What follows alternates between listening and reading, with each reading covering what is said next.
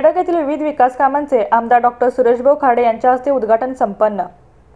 बेडग तालुका मिरज येथील विविध विकास कामांचे उद्घाटन जिल्ह्याचे माजी पालकमंत्री व मिरज मतदारसंघाचे विद्यमान आमदार डॉक्टर सुरेशभाऊ खाडे यांच्या शुभ हस्ते मान्यवरांच्या उपस्थितीत करण्यात आले। तत्पूर्वी आमदार डॉक्टर सुरेशभाऊ खाडे यांनी साहित्यरत्न लोकशाहीर अण्णाभाऊ साठे यांच्या जयंतीनिमित्त लोकशाहीर अण्णाभाऊ साठे यांच्या प्रतिमेस पुष्पहार अर्पण करून आदरांजली अर्पण केली। उद्घाटन झालेल्या विकास कामांमध्ये बेडगमधील मातंग समाज वडाचे झाड येथील श्री मरगुबाई मंदिर सभामंडप बांधकाम करण्यासाठी स्थानिक विकास निधीतून आमदार फंडातून 15 लाख रुपये निधी मंजूर केला आहे। या कामाचे उद्घाटन आमदार डॉक्टर सुरेशभाऊ खाडे यांच्या शुभ हस्ते मान्यवरांच्या उपस्थितीत करण्यात आले।